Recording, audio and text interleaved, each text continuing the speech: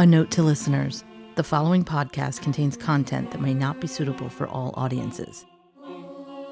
Now, Texas Equasearch that I've worked with for Tim Miller for some 20 some odd years, they're probably the largest and most well-known search and rescue volunteer organization. And that's a key word. This is all volunteer. They are a nonprofit, just like Crimestoppers is. It's a nonprofit.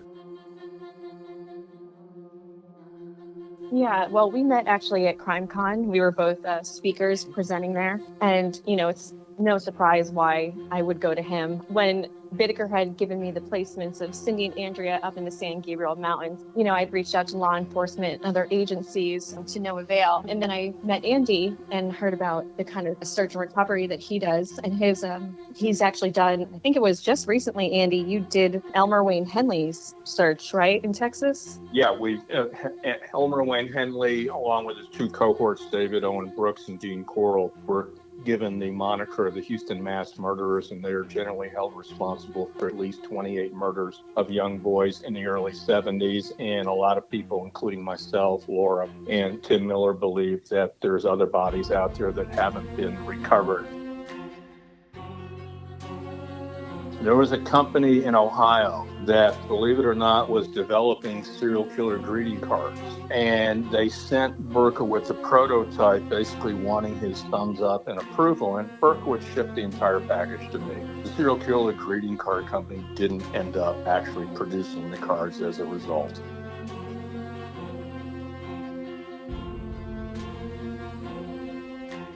You are listening to Partners in True Crime.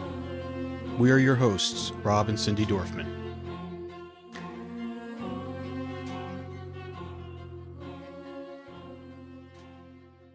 If you're enjoying the podcast, please drop us a review on Apple Podcast and Spotify. All you have to do is go to the reviews and let us know what you like about the podcast. It really helps us, and we appreciate it. Also, if you could follow us on social media at Partners in True Crime. We are on TikTok, X, Instagram, we have a Facebook discussion page, and we're also on YouTube. Please like or subscribe, and you can always go to our website, www.partnersintruecrime.com. There are over 600,000 missing people in the United States, and that number shocks me every time I see it, because this is the United States. This should not be happening here. Unfortunately, most of the victims are young girls. When we produced the Green River Killer documentary, Gary Ridgway had a list of over 100 victims, and law enforcement does not have the resources to find those victims once the killer is incarcerated. We've produced a lot of documentaries about missing people. We did the West Mesa serial killings for Discovery ID. We did Up and Vanish for Oxygen, where we had several missing persons cases that we continued on after the show was over. But we learned really quickly how hard it is for families when a loved one goes missing. There really isn't much that they can do.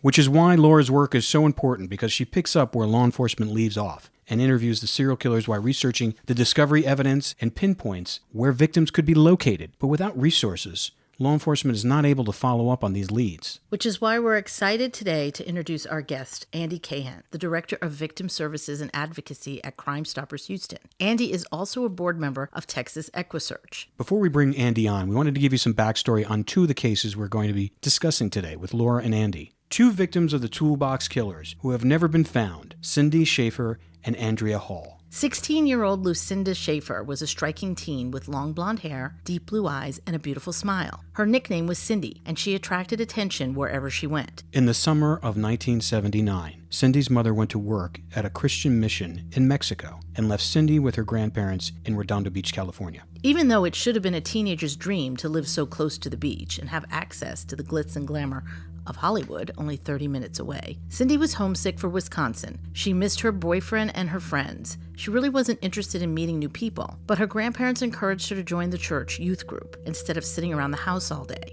Reluctantly, Cindy agreed, and on Sunday, June 24th, 1979, her grandparents dropped her off at St. Andrew's Church for a youth group meeting, and she was bored. Instead of waiting for her grandparents to pick her up, Cindy decided to walk home, a mistake that would prove to be deadly. At 7:45 p.m., she began walking up Pacific Coast Highway, where Bittaker and Norris spotted her, turned around, and began to trail her. They pulled up ahead of her, and Norris got out of the van pretending to fix something on the tire. When Cindy walked by Norris, Bittaker snatched her and threw her into the van. Cindy was only 2 blocks from her grandparents' house. Later, Bittaker and Norris confessed to Cindy's murder, but they never revealed the location of her body. Weeks later, on July 8, 1979, 18-year-old Andrea Hall was at Manhattan Beach with her sister and her young niece and nephew. Andrea, a feisty, outspoken, beautiful teen with red hair, was upset because she couldn't get in touch with her boyfriend. There were no cell phones back then, only payphones. Most people weren't sitting at home waiting for the phone to ring. After trying to call her boyfriend several times and there was no answer, Andrea was frustrated and she decided not to go home with her sister and the kids. Instead, she decided to hitchhike to her boyfriend's house in Torrance, which was only a few miles away. Back then, it was very normal to hitchhike. People did it all the time, especially along the Pacific Coast Highway, making it the perfect hunting ground for the Toolbox Killers. Norris and Bittaker spotted Andrea outside of a KFC. Bittaker offered her a ride, and Andrea got in. What she didn't know was that Norris was hiding in the back of the van. When Bittaker told her to get some Coca-Colas out of the back, that's when Norris attacked her. Even though Andrea fought hard to escape, it was impossible, and she was never seen again. When Norris started investigating Cindy and Andrea's cases, she met with Bittaker and spent almost 5 years interviewing him. Before his death, Bittaker drew Laura a map with the location of Cindy and Andrea's remains. Law enforcement has not searched this area. But we will. All right, so today we have a guest on that we're familiar with the organization because we've worked with it before, Texas Equasearch. And Laura surprised us the other day. She says that Andy Kahan would like to come on the show and talk. And so we were pleased to have him. Andy, tell us a little bit about yourself and how you got into the organization Texas Equasearch, and what do you do for a living? So I am a victim advocate. I'm the victim services director at Crimestoppers. I've been a victim advocate for over 30 some odd years. Prior to that, I was actually a former parole and probation officer. So I chased Houston's finest all over. And in 1992, I became the first advocate, ombudsman, troubleshooter, and trust me, a few other choice words that I was given, staffed out of a mayor's office. Then I went over to Houston Police Department for 8 years, and then Crimestoppers made me an offer I couldn't refuse to start their program right there. So I've got 30 some odd years of background working with victim advocacy. I serve on the board of Parents of Murdered Children and Surviving Family Members of Homicide, and I serve on the board of Texas Equasearch as well. Most of my work consists of public policy changes. I've always been of the perspective anybody can yell and scream about the injustices of the world. I would much prefer to find a solution and a remedy. And as a result, I have sponsored, enacted, and pushed over 28 bills in the Texas legislature to enhance public safety and victims' rights. So I'm a very, very busy boy. Thank you so much for coming on the show, because this is exactly what we wanted. We've been talking about this for the past 3 years since we started this podcast. Honestly, the only way we're going to get anything done is for people like you to actually put some of this into action instead of everybody just talking about it. So thank you for coming on. I think it's really important for people to understand what you do and how we as citizens can also contribute to that to make policy changes, because that's what we need. I've been doing that for 30 some odd years, and every session there's bills that we're up there pushing and pursuing, and it's just incredible what we've been able to accomplish. Can you just explain to our audience, because we know what Crimestoppers is and Texas Equasearch and all the other, can you describe a little bit about what those organizations do? So Crimestoppers in Houston, we are actually the largest Crimestoppers in the country. We're the only Crimestoppers with its own building. We're the only Crimestoppers that has a department like mine handling victim services. So we're much more than a tip line. When people think of Crimestoppers, they think, oh, you call in a tip. Well, yes, we do in Houston, because we solved over 30,000 some odd cases. But we also have an experienced staff that works on crime prevention. We're in schools. We do human trafficking. And of course, my department, which is rather unique and extremely new, we've developed programs where we're actually recording victims' families for parole purposes. And we've actually recorded 32 families who will eventually have upcoming parole reviews to make sure that they always have a voice. So there's a lot more to Crimestoppers, at least in Houston, than just calling in a tip line. And the beauty of Crimestoppers is that all tips are anonymous. We solved over 30,000 some odd cases in Houston. Nobody knows who you are. And guess what? You can be eligible for an up to a $5,000 reward if your tip actually leads to the arrest of the suspect. Now, Texas Equasearch that I've worked with for Tim Miller for some 20 some odd years, they're probably the largest and most well-known search and rescue volunteer organization. And that's a key word. This is all volunteer. They are a nonprofit, just like Crimestoppers is. It's a nonprofit. So all the different organizations that I serve on the board, including Parents of Murdered Children, are all nonprofits. Hence, we rely on fundraising, donation, grants, and the generosity of the public and the business community. So Texas Equasearch, of course, is nationally known for their searches on the Casey Anthony case, the Natalie Holloway cases, and a multitude of other cases. And they've also helped families recover their lost ones as well. So in addition to finding those individuals who unfortunately have been murdered, they've also helped families actually recover loved ones that end up being alive. So there's a lot that goes on. Wow, that's awesome. That's awesome. Like I said before we started recording, we are familiar with Texas Equasearch, and we got acquainted with them on the Molly Miller and Colt Haynes case. Paula Fielder is good friends with Tim Miller, who came out on a few of the searches for her in order to search them in Oklahoma. So, and we were just astonished about the work that these volunteers do in order to bring answers home to the loved ones. Laura, how did you get involved with Andy? And tell us a little bit about your relationship with him. Yeah, well, we met actually at CrimeCon. We were both speakers presenting there. And, it's no surprise why I would go to him. When Bittaker had given me the placements of Cindy and Andrea up in the San Gabriel Mountains, I'd reached out to law enforcement and other agencies to no avail. And then I met Andy and heard about the kind of search and recovery that he does. And he's actually done, I think it was just recently, Andy, you did Elmer Wayne Henley's search, right, in Texas? Yeah, Elmer Wayne Henley, along with his two cohorts, David Owen Brooks and Dean Coral, were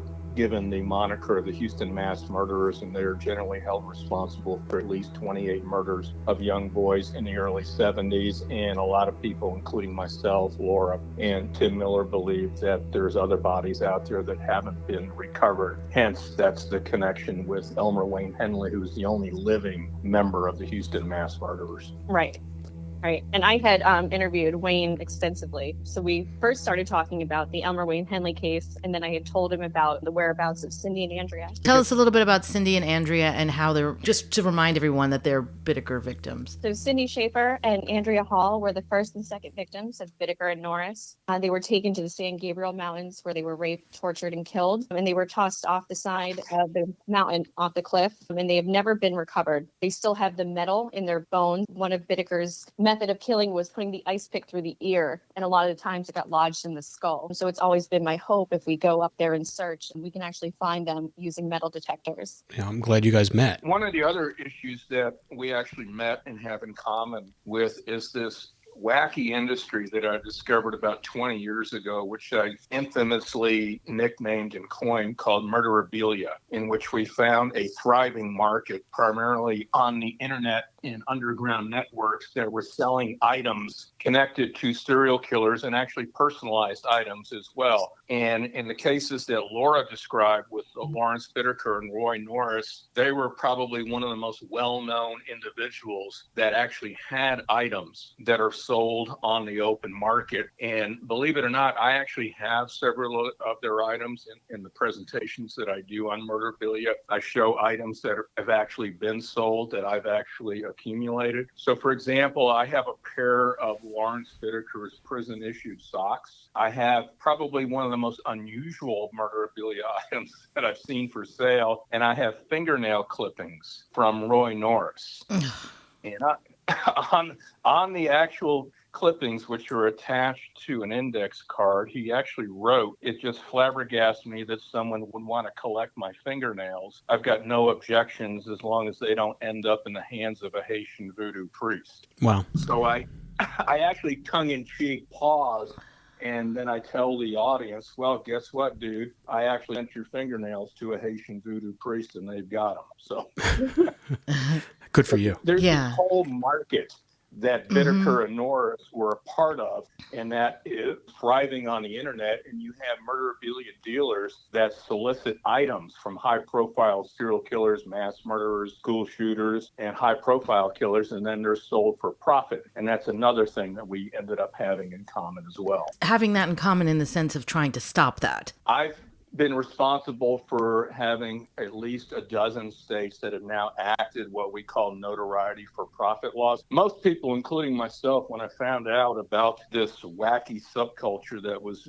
being exploited for profit, were of the opinion, or at least the delusion, that we had was called so-called Son of Sam laws, which basically means you can't profit from your crime. But most people still to this day are still unaware that Son of Sam laws were ruled unconstitutional by the United States Supreme Court in a famous decision way back in 1991 that involved a mafioso hitman by the name of Henry Hill, who most people will probably remember as a central character in the movie Goodfellas. The Ray Liotta character. That was actually modeled after Henry Hill. So what happened was Simon & Schuster offered Hill $250,000 for the rights to their story. And New York Crime Victim Compensation Board sued under the Son of Sam law, went all the way to the Supreme Court, who basically ruled the Son of Sam law unconstitutional because it restricted free speech. So most courts frown on any language restricting free speech. So what we started doing was not going after the issue of free speech, but simply the issue of profiting.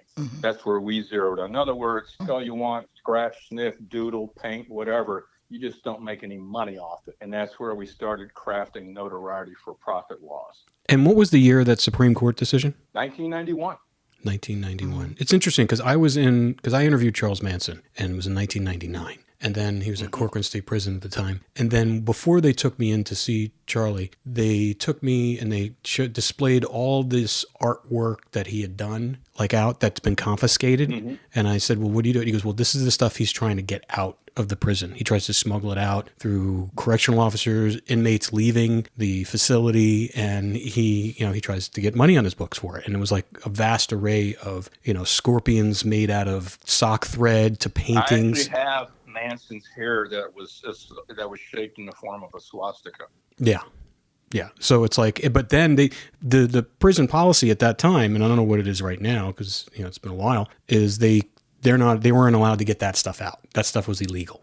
It was contraband. So I'm curious to see how if that's still the case, or is it still obviously it's still happening. It's still happening, but the reality is that serial killers like Manson are basically dying out. There's very few big name serial killers left that are still alive. Really, the biggest name serial killer still alive, believe it or not, is David Berkowitz. So the genre of serial killers is pretty much faded because of technology, and in its place you have your mass murderers and your school shooters. But for the most part, the items are basically shipped out via U.S. mail, and most prisons, from my understanding, because I've been dealing with this industry for 20 some odd years, they're either clueless or they're unaware, or you're dealing with so much volumes of mail that you really can't keep track of everything. Yeah, we've dealt with that topic, memorabilia, before, and with BTK as well, because we know Carrie Lawson. And also with Jennifer Carson, whose father was a San Francisco witch killer. And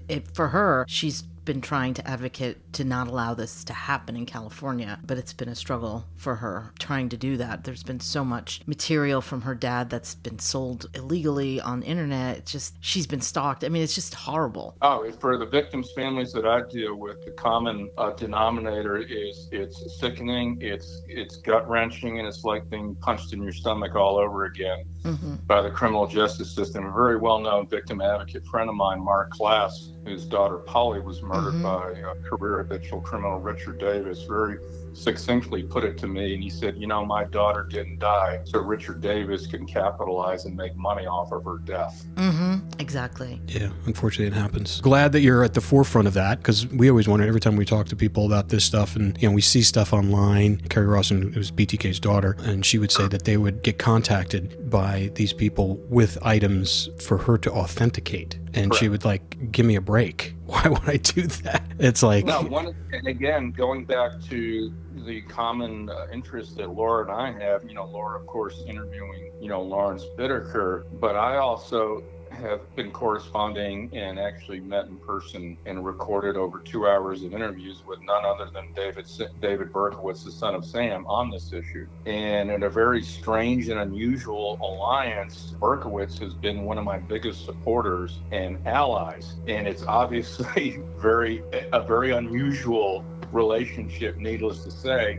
But for over 20 years, I have volumes of correspondence between David and I, and we've gone back and forth. He's been an immense help to me because he's so high profile. He's the son of Sam, right? So he gets requests from all these different people and people that write him, "You're my favorite serial killer. Can you send me such and such?" And he ships everything to me. So I get to see how people try to basically what I call groom serial killers into sending them items that are then sold on the market without their knowledge or consent. So Berkowitz has been a very big asset for me. And we finally met in person 2 years ago. We went up to New York, and Wallkill, New York, which is a strange place to have a prison, but that's where he's housed in the Shawanagon. And we sat down and interviewed him for 2.5 hours. And like Laura, it's really interesting when you're sitting in a room with a serial killer, especially a very high profile and notorious serial killer, and you're just sitting here talking about things and issues. And it was,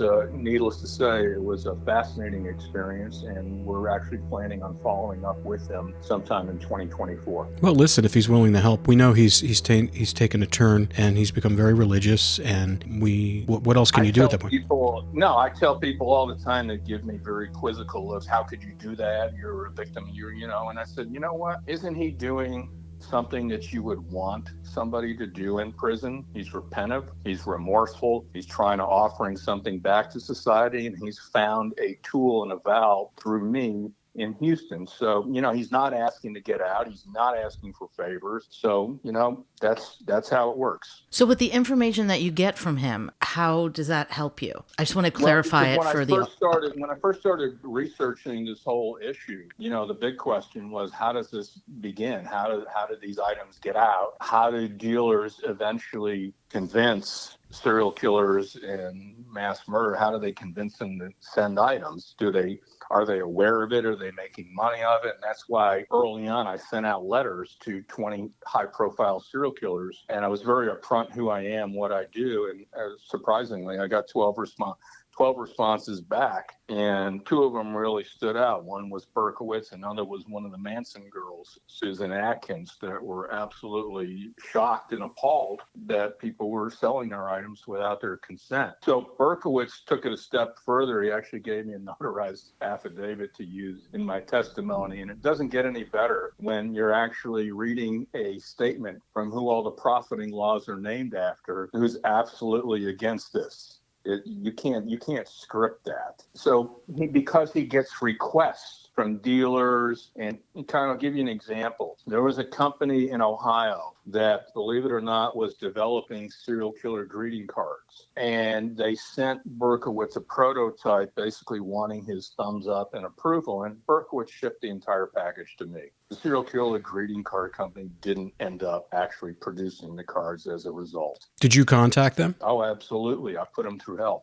Give us an example. Like, we just want to understand how you're stopping this, because this is a very big thing. I learned very early on in my career the media would be my most powerful weapon, a tool, an ally, and if properly used, is an agent of change. So I have relationships with local and national media, and the issue of murderobilia, of course, was tailor-made, and nobody knew this was going on except for me. And when I finally decided I was going to out the industry, I knew exactly what I was going to do. ABC's 2020 did an entire segment on this issue. They actually filmed me testifying before a legislative body on this. So I basically told, the company, which was Morbid Curiosity, if you continue to attempt to put these on the market, whatever else your company is going to do, I'm also going to put you on the market as well. So you have 2 choices. Either you back off or I'm going to expose you. And it's up to you. I'm flexible. I'll go either way, but it's your choice. Well, good. We're very, very happy you're doing that. Exactly. I mean, like I said, everyone that we've talked to over the years who've been victims of crimes, even close friends who's had, a good friend of ours had her sister was murdered, and the person that murdered their sister wrote a book, and then they were selling the book. It was just ridiculous. And so we're really happy to hear that this is your life's work and that we can expose this, because this is a topic that Rob and I have been talking about for a while, not on the air. I've always been of the perspective, I'm a firm believer in free enterprise and capitalism. Don't get me wrong, but I think you got to draw the line somewhere, and you just shouldn't be able to rob, rape, and murder, then turn around and make a buck off of it. It's really that simplistic to me. Exactly. And that's what's been so disturbing about this for so long. And I guess my question is, why would people be interested in this? Have you guys had any headway into understanding the motive for these people, or why would they want these things? Like, what is this subculture about? Where is the root of it? Laura, do you have and I'll answer that after you, but you've been dealing with your guys, so.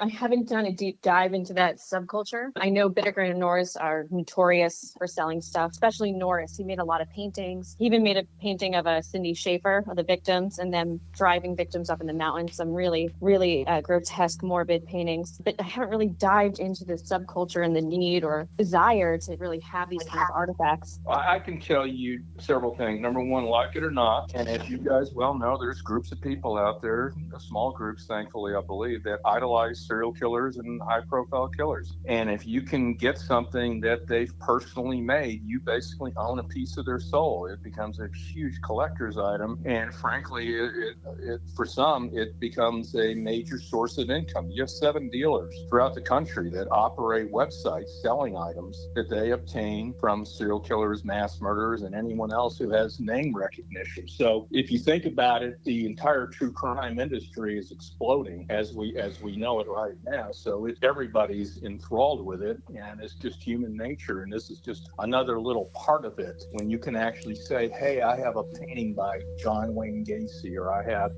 a sketch that was made by Charles Manson. So that's really what it is out there. It's a talking point, and it's a way for people to get what they perceive as closer to that individual that has achieved notoriety from committing some of the worst crimes in this country's history. How many, I don't even know if you have these statistics, but how many people are buying these things? Like, is there a number of sales? Yeah, if you go, you can actually look at some of the websites. You can see items that are sold. At one point, eBay used to be the major conduit for selling items, and I had a very interesting 2-year battle with eBay. And finally, in a very interesting story, 2 weeks before 2020 was scheduled to air their segment on murderobilia, when eBay sent out a news release stating they will no longer allow the sale of murderobilia out of respect for victims' families. The timing of their news release and the airing of the 2020 story was merely coincidental, they said. So what happened was the dealers that primarily sold on eBay simply scurried off and ended up structuring their own websites for sale. And that's kind of where we are right now. So, you can actually look at people bidding on items and things of that nature. So, it's just the nature of our culture. We're fascinated with the serial killers. We're fascinated with those who commit these types of crimes. And this is just another facet or a different tributary of the whole issue of true crime. So Laura, tell us a little bit about your and Andy's, when you met at CrimeCon. What was the thing that you guys gelled together and felt like you could kind of help each other out? Well, I would say it was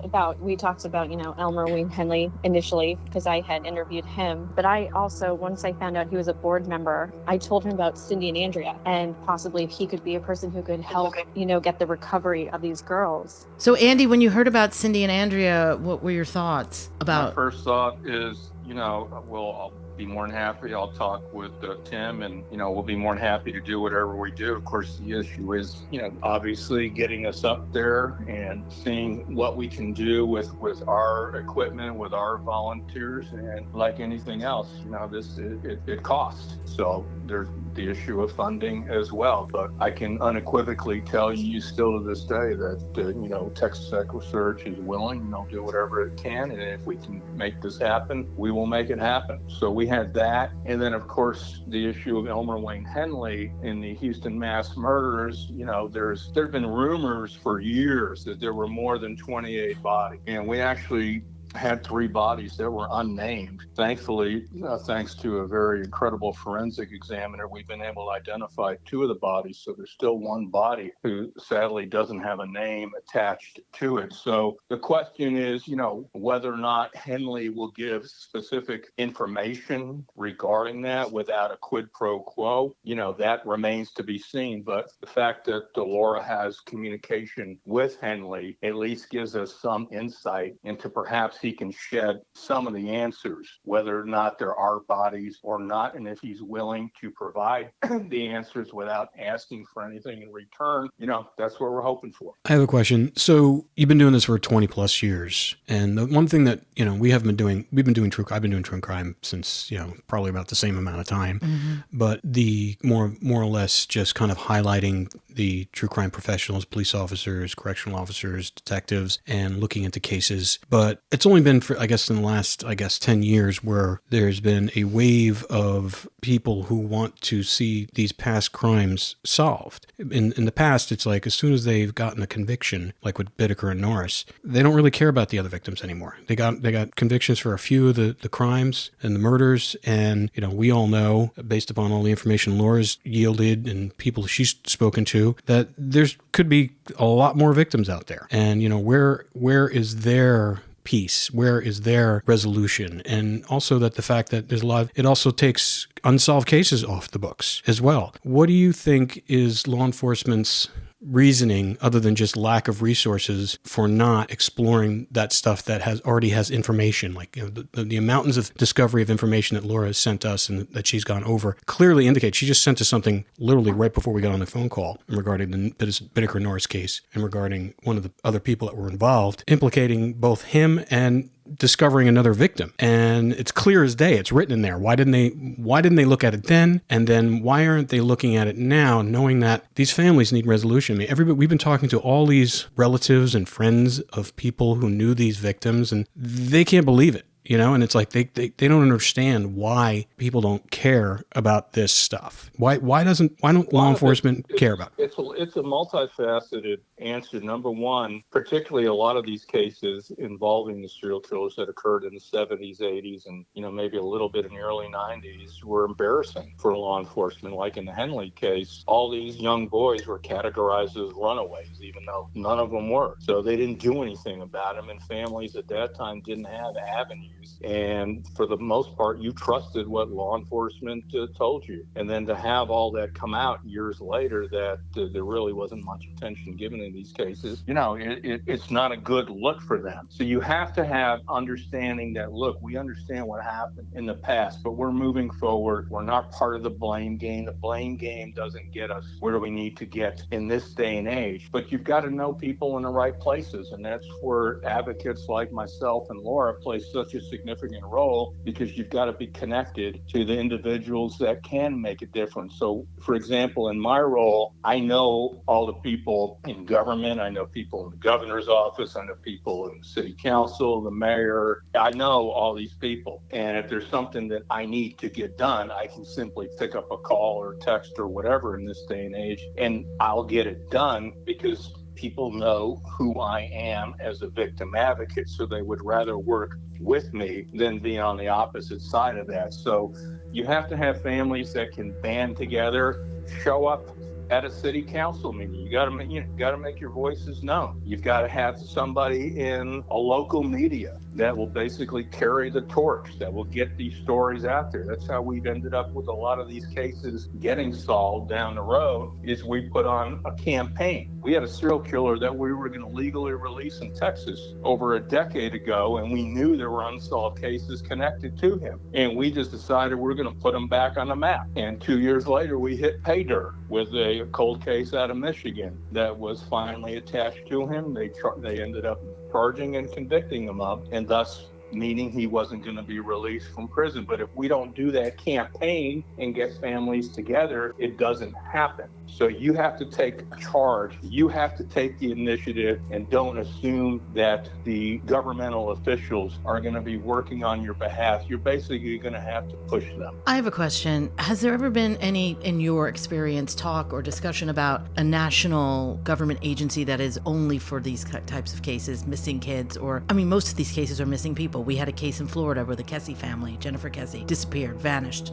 into thin air, never found her. Parents spent hundreds of thousands of dollars the past 18 years looking for her. Nothing. They even had video of the possible perpetrator, but because the video was so old, it was clicking and you kept missing his face. It's insane. The case is absolutely insane. She's never been found. It's mind-boggling to me that this happens in the United States. So we've always been discussing, amongst other true crime people that we talk to and whatnot, about the advantages of having a national missing persons unsolved unit that was only for these types of cases. Because like you said, those boys in Texas, originally they were just runaways. The same with Molly and Colt. They said they were runaways. Jennifer Kesse, she just took off. I mean, that's usually what they say, and that's usually not the case. So I was wondering, is there a platform for creating a national agency that's specifically designed just for this? That's actually a great idea, and I'll tell you what, you've got a presidential election coming up next year, and I would start approaching the candidates and whoever the presumed candidates were, and I would see if you can get them to start talking about this.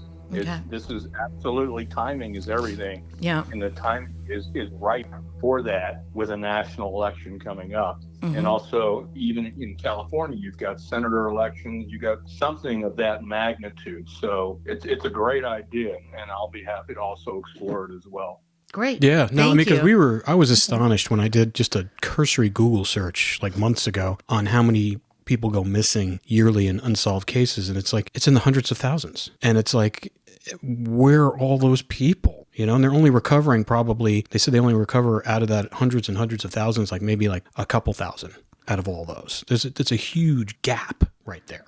But also for us, we could talk about this forever. We could do a bunch of documentaries about these things.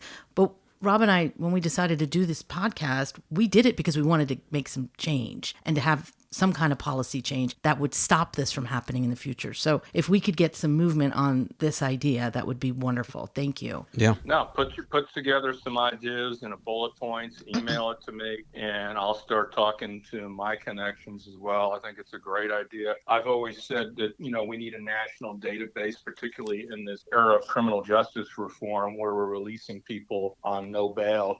Absolutely. Go out and get charged with murder. Absolutely. We need to know. I've always said that in my social media posts as well. We need something to keep up with what we're doing. We've actually, in my role here, we started noticing that trend in Houston, and I started documenting offenders who've been out on multiple felony bonds or a personal recognizance bond that were charged with murder, and I started keeping track of all this, and we're about up to 196 people in the last 3 years that fit that category. Yeah, it's crazy. It's crazy that in this day and age that it can still happen. And it seems like you would think at this point there would be systems in place to kind of handle that stuff, but it's almost like we've taken, with the way law enforcement has taken a beating over the last couple of years, we've taken huge steps backwards in that arena. And I think hopefully the pendulum is going to start swinging the other way, where these victims of these crimes, these street crimes, and we have a friend who lives in Hell's Kitchen in New York, and she's been just repeatedly like attacked on the street, like punched in the face while just walking down the street. And she's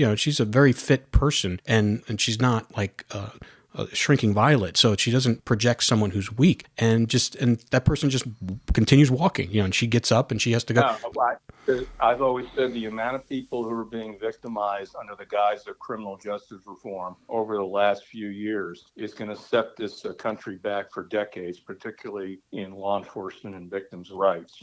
Crime victims are the only unwilling participants in the criminal justice system. Everyone else chooses their role. Law enforcement, judges, prosecutors, defense attorneys, victim advocates, but no one ever said, pick me, pick me. I want to be a victim of a crime. So you would think the least you would do, particularly in government, is to be looking out for victims' rights, their well-being, their due process, and putting their lives back together again. But basically, they're the forgotten element of this entire system. Absolutely. And the way that they're treated sometimes, like the Kesse family, what these poor people went through and what Paula went through. And it's just devastating. And we've been friends with them now ever since we took their cases on, and we try every year to help and, do something. But I feel like the only way anything's going to happen is if we do a national advocacy for this. It has to become more of a platform for people and victims to have a voice. You have to, and you have to realize that there's people out there such as Laura and myself that are willing to speak out on behalf of people and victims. I once told a parole board member many years ago, I said, look, we can do this the right way, or I'll see you on the 6 o'clock news. You pick, and I'll do it. Yeah. And now we don't even have to wait for the 6 o'clock news, which is great. So we can,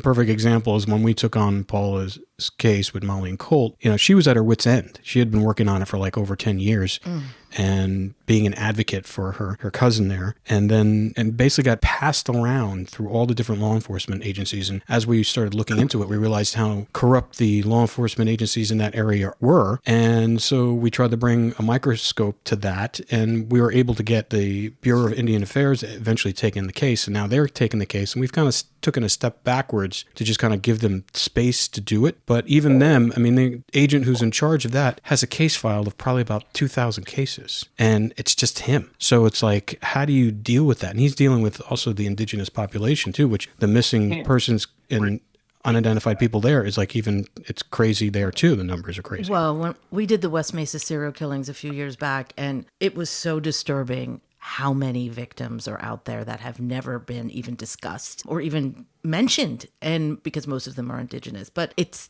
very scary that this goes on in our society. But to go back to the serial killer, I'm sorry, go ahead. Yeah, as far as I'm honored and blessed to be able to do what I do and advocate for those who truly need a voice. And it's very rare to have somebody like Laura or myself that is actually willing to, quote, think outside the box and actually address these issues and live to tell about it. Absolutely. 100% we agree. And we love Laura, and that's why we've been cultivating this relationship for the past almost 2 years now, trying to get her voice out there properly so that people really understand what she's doing. There's very few of us, and, I kind of tongue-in-cheek call us the Guardians of the Galaxy.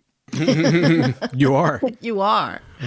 But I have a question about the serial killer in Houston that you were discussing, and Laura, you had spoken to. Can you tell us a little bit about this person and what you learned when you did talk to him? Oh, or Wayne Henley? Yes. Yeah, his case is very unique because he was only 14 years old when he came across the serial killer known as Dean out of Texas. And it's a very disturbing case. This serial killer was grooming young boys. He groomed Wayne Henley and another boy into the commission of his crimes. And they would pick up other young boys, and the boys would always get in the car thinking it was safe because there was other young boys in there. And he would force them to actually rape and kill and torture, just like Whitaker and Norris, the victims. So he kind of stole the innocence of these kids and groomed them into killers. And what did you yield when you spoke to him, the killer? Well, I talked to Wayne was one of the boys who was 14 who got taken in. So we've had a lot of discussions about grooming. His childhood where his father wasn't around, and he was looking for that older male. And of course, just like every predator, they look for that weakness and take them in. And he saw that within Wayne. But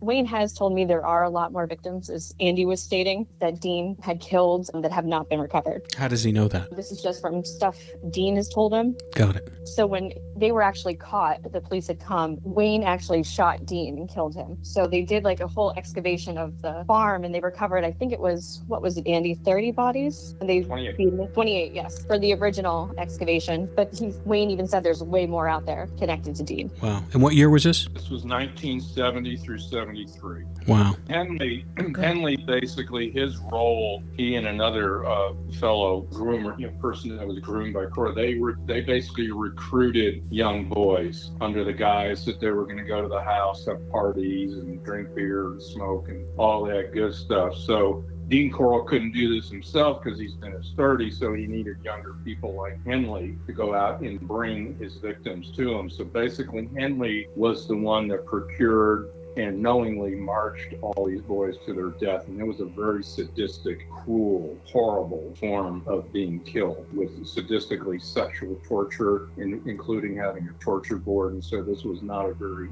easy death that these boys had to go through. So sad. It's horrible. It's horrible. All right, so Andy, tell us a little bit about what does the future of Crimestoppers look like? How does it, how has it evolved into the next century? Well, I hope, like I said earlier, that since we're the largest in the country, we're the only one with an actual victim services department, which is myself. I would hope that we would be the prototype and set precedent for other Crime Stoppers to also recognize that they can step outside of being just a tip line, that they can offer the community a lot more services. And so I'm hoping that, this trend of me being the first will eventually, pinball, and other cities will also end up doing like we do. So it's an amazing group. It's an amazing organization. We have the largest staff that we've ever had right now, 20 people. But again, we're a nonprofit. People think that we're actually part of law enforcement. Obviously we work very closely with law enforcement. I work very closely on the unsolved cases. If you go to our website, we have an entire section of solved crime, from wanted suspects to unsolved crimes we do a weekly segment called To Catch a Killer, where we feature every week someone who's wanted for a murder, and we use all forms of social media to get these issues out. So that's what we're hoping, is that we're going to be the trendsetter for other Crime Stoppers throughout the country. That's fantastic. I think that's fantastic. We'll help promote that as well on our end. But I wanted to ask you a question about, you said you have a great relationship with law enforcement. We've always had a great relationship with law enforcement too, but it's case depending and it's department depending. We've had situations where we've had law enforcement come to us saying, we don't have the resources to look at this cold case. Would you help us? Would you mind taking a deep dive into it? We'll give you the information. So we just don't have the bandwidth. And then on the other side of it, we have complete resistance and not wanting to, i.e. share information. And we're not talking about cases that are current. We're talking about cold cases that have been sitting on the shelf for years, that have basically are considered an open case, so they can kind of withhold information, but they haven't done anything. Open investigation. Yeah, I'll give you an example where, obviously in my 30 plus years, I've learned how to walk that line and how to balance recognizing that I have to do work with these entities, yet at the same time, I also have to be an advocate for victim families. And you're absolutely right. Occasionally those lines do clash. We have a case I'll send it to you. It's 40 years old. 3 Houston area realtors were murdered at their realty, at their actual business on a Friday afternoon. And you would have thought that would have been huge news. And I was shocked when I found out how little coverage that it got. And this case was brought to my attention. I tracked down the daughter of one of the victims, and I'll never forget when I called her, she said, when you called me, said I was driving and I had to pull over because no one has contacted our family in over 25 years about this case. Wow. That was when someone actually reached out to us. So we put this case kind of back on the map, because I'm going, 3 realtors murdered in their business. That's huge. I don't understand how you can just put this under the carpet. So they've met with some resistance from the local entity, the law enforcement that was in charge of investigating the case, because they want some of these testings that are now available done, and it's costly, and the agency is balking at the cost. So I basically have sent them down to city council. I've reached out to the U.S. Senator about this. And actually, I was with them yesterday because we had our annual holiday memorial tree ceremony in which we place victims' ornaments, personalized ornaments, on several trees that remain up at Crimestoppers. So we're hopeful now, because we have a new mayor coming in, we have a new city council coming in, different law enforcement that will be in the upper echelon of command. And as I told them, now's the time we're going to strike. That's good. Well, that's fantastic. That's fantastic that you're so determined and you're not afraid of these, because that's the way we realize we have to be. We can't be afraid of people's opposition to this, even if no matter where they are in the echelon of law enforcement or government. One thing I've learned in my decades is when you advocate on behalf of one faction, you will generally infuriate the other faction, and that just comes with the territory. And you have to recognize you're not going to please everybody. Mm-hmm. And if you were, you ain't worth a damn. Yeah. It's just, Exactly. You can't. It's you have to take your stance. And you have to follow it through. We've had to battle against resistance many times just to find the truth. You at least get some headway on it, especially with Molly and Colt. Yeah. That case has taken over our lives for the past couple of years. Exactly. exactly. No, it is. It's all consuming and engulfing, and you can imagine if you want answers, you can imagine how the family feels. And like that family I was just talking about, it's been 40 years. Yeah. And sometimes you never get answers. I mean, that's the thing. I mean, No, but if I don't get answers, I want to know I went down screaming, kicking, fighting, and giving everything I got, and I didn't leave anything unturned. exactly. That was just that's exactly what I was going to say. Even if you don't get the answers, at least you put up a good fight. It's not going to be for lack of effort. Yeah. Exactly. Absolutely. Well, speaking of effort, I want to create a hypothetical here. And because, as you said, Andy said, you'd be willing to come out to help Laura and us look for those bodies that we were talking about earlier. And let's just talk about what that would take. And then, Laura, from your end, I'll start with you first, Laura. What do you think we would need in order to do a recovery effort? And then, Andy, I'd like you to follow up with that. And what do you think would help that situation, and what kind of effort? I was going to say, well, definitely metal detectors because of, the ice pick still being embedded into the girls' bones. Skeletalized, trained cadaver dogs, I think, could also help us lead, at least in the direction of where the bones could be, because they're going to be scattered down the cliffside. But those are the two things I think that are really going to help lead us to the girls' remains. And I think ground penetrating drones, too, we were talking about. ground penetrating Radar. And then what are your thoughts there, Andy? My thoughts is you would initially set up a conference call with Tim, because I defer to Tim on his expertise on conducting these searches. And if there's anyone that's going to know the answers and what they need and how they're going to go about doing it, it's Tim Miller. And I can easily broker that. Okay. Yeah, I know he has the wherewithal. I mean, he came out a couple times for. And like I said, you might not find anything, but at least you'll make that effort. Absolutely. You got to try.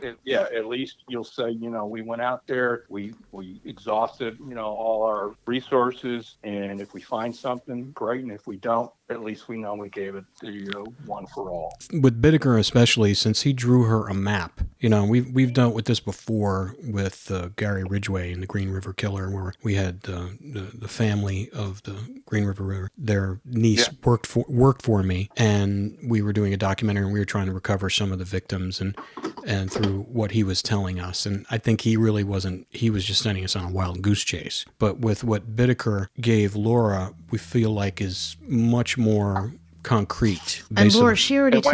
When he gave her the information, did he also discuss it verbally as well? So is there any verbal recordings? Oh, yeah. Hundreds of recordings of him talking about the area. And I also took Andrea Hall's sister up to the mountains with a metal detector, and I did a sweep of the whole road, about a mile long. There was no hit across the road, but then I went to the spot where he had placed Andrea, and that was the only spot we got a metal detector hit. I'm sure Tim would like to, listen to that as well. Yeah, and Laura documented it too on video, so she actually has the area where it was hit. So we definitely need to go back up there. My advice would be to put this to bed one way or the other, is to get them involved. Yeah.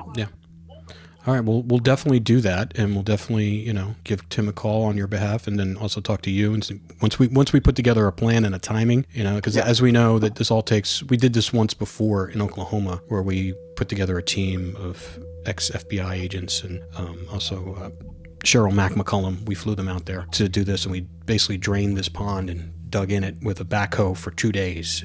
And because the dogs, we had 3 separate federally trained cadaver dogs at 3 different times over a 6-month period hit in the same area. So that's what we have to do. No, absolutely. Sounds like a plan. So let's follow up, and we'll see what we can all do to make this happen. Absolutely. And I'd love to talk to you offline a little bit more about your Crimestoppers, because I think what you're doing over there is pretty amazing, and probably we'd be more than happy to kind of help promote that, and as well as... Let me ask you a quick question on the Crimestoppers, where you're at in the Bittaker area, which I'm assuming would be the Los Angeles Crimestoppers. Would that be correct? That'd be Los Angeles. It would be interesting to see if they would, and again, I see no harm in doing this, but if they would be willing to put out a reward for any information leading out to, if you don't know. But my position's always been, if you don't try, you don't know. But you never know, maybe someone out there would know something and would want to give a tip anonymously. Yeah. No, explain to me, how does that work, the network of Crimestoppers? I mean, is it each individual city and area is all individually run? Correct. It's like a franchise? Yeah, correct. We're all independent. For the Houston one's been up and running since 1984. So different Crime Stoppers, different ways that they go about enacting rewards, putting out reward flyers. So we're one of the few, probably if only, Crime Stoppers in the country, again, that will actually put out a reward for a missing person as long as that person has presumed to have gone missing as a result of criminal conduct. And that's the key language that we have to have. Yeah, because we feel like that's a problem too, because a lot of times, law enforcement won't even look into it until 48 hours after, if they've been missing with no contact. Is that correct? Generally, in the cases of adults, yes. So we put out missing person as long as we get the okay from law enforcement. And again, as long as they're of the perspective that that person went missing as a result of criminal conduct. Otherwise, you can well imagine trying to put these out for anybody missing. We would just be inundated. No, I get it. But I think there is a time where, with how technology has really kind of identified where people are at every moment, you could probably reduce that 48-hour window. Because most people, when we know, just yesterday morning, my neighbor called me, and he was at work, and his wife with two young kids, she wasn't answering the phone, and he was panicked. He goes, "I've been calling her for an hour, and she's not answering. Can you go over there and knock on the door?" And it was a simple thing. She had her ringer turned off, but from his perspective, he was thinking the worst, but he knew exactly where his wife was, and he still, So it's we know where pretty much everybody is all the time. I know where my wife is when if she goes to the store, I know where she's going. I can track her phone. We know where people are, even my kids and stuff like that. So it's if they're not where they're supposed to be and we can't validate where they are instantaneously, you can pretty much, and you have no contact with them over the phone, you can pretty much assume that maybe something bad happened to him. So I think it's a little different than it was years ago. And again, that's a good point. And different departments and administrations, should be looking at to basically what I would say get out of the Stone Age and move into the modern day that we're dealing with. So it's the old battle, sometimes trying to change things that have been ingrained in stone for, centuries and decades. Sometimes you got to step on toes to do it, and sometimes the toes are willing, and sometimes they'll bite back. Yeah. What information can you offer potential victims' families? Because I think this is a great place to really talk about that, because there's no cheat sheet on what you should do if your family member or loved one has been a victim of a killer or a crime or stuff like that. What kind of guidance can you give these potential victims' families on how to deal with law enforcement at those first moments of something like this happening? Well, we actually have something that we give to families. And as a member of Parents of Murdered Children and Surviving Family Members of Homicide, we actually meet every month at Crime Stoppers. And so actually our next meeting will be this Tuesday night. We meet the second Tuesday of every night. The meetings are also generally attended by local law enforcement agencies as well. So there's a great communication that we have between families of loved ones who've gone murder, whose cases have been solved, unsolved, and the law enforcement community as well. So we make sure that law enforcement has the proper resources to give to a family, kind of like a blue card, we call it, with information that's readily available. That's great. But as far as the family members, what can they do to increase their chances of, number one, law enforcement really looking into it, and number two, how they should prepare themselves for the eventuality of something really bad happening? Well, again, like anything else, in order for us to get involved as Crime Stoppers, there has to be some police incident report reported. Now, if there's not, then I have other ways with all the different organizations that I work with. I'm connecting people to the right resource and organization. And then I always, like I said, local media, I'm almost a fixture on local media. So if there's something out there, I can simply call one of my reporter friends and say, "Hey, I got something for you I want you to take a look at." So that's generally how it can work. That's how it works in Houston. Great. Fantastic. Well, this has been awesome. Oh, Andy. So wonderful speaking with you, Andy. And thank you so much for the ideas. And also, we will be in touch regarding creating something to push policy on national agencies for missing people, because I really feel in my bones this has to happen. Yeah, I can't see why anybody would be opposed to something like this. I agree with you in theory, but I also I'm cynical. I'm a cynical New Yorker at heart.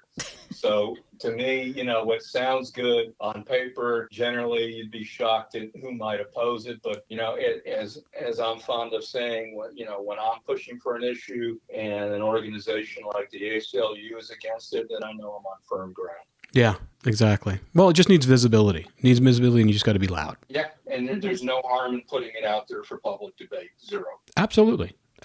Yeah, tell us why you wouldn't want it. Exactly. Yeah. And then when they can't come up with any answers, then they'll say, well, there's no money and there's no resources. Okay, what if we raise the money? Okay, what do we have the money? We're spending all this money on all these other things. Yep, there's a will, there's a way. Absolutely. Sometimes you push it, and it's always been amazing to me that the ideas that we come up with, particularly myself, I knew that the agencies are readily aware of it, but they just don't want to put it out there. So it's incumbent upon people like myself to do that. But it's always amazed me that you knew this was going on, but you just don't want to do anything about it. Well, they're just so overwhelmed. I mean, even in LA County, and we've in the last month, they had four different LA Sheriff Department personnel who committed, long, 20-year veterans commit suicide, all on the same day. And one of the family's wives came out and she goes, it was a direct result of all the defund the police and the fact that they're working so much overtime and they're being negativity on law enforcement the last few years will have reverberations throughout decades in this country. Yes. Yeah. Anyway, we're very thankful for you being on the podcast. We'll definitely continue to with this relationship, and we'll keep you abreast of what we're going to be doing up here with the search, and hopefully we'll be all do that. And if you want to keep up with me, I'm very vocal on social media. That's how it's easier for me to let people know what's going on. I'm always putting stuff on my Facebook page, on Crimestoppers Facebook page, and the same thing with Twitter as well. So if you want to know what we're up to, the issues that we're involved with, or how people can, as I like to say, action mode, here's what I need people to do, then follow me on social media. Fantastic. Absolutely. Thank you. All right. Thank you, Laura. Thanks, Laura. Thank you, Andy. Thank you, Andy. Thank you so much. Take care, kiddo. Bye-bye. You bet. Bye. Bye. Bye-bye. Next time on Partners in True Crime. On this season of Partners in True Crime, The Serial Killer Whisperer, we will be following Laura Brand's incredible journey as she continues her groundbreaking study on serial killers. Each week, we will release never-before-heard recordings of her conversations with the most notorious killers in hopes to get answers for the victims' families, and maybe that could lead to recovering their lost remains. Please visit our website where you can subscribe to the podcast, find show notes, and check out extra content from all of our podcasts. All rights reserved. This has been a production of 722 Media Content.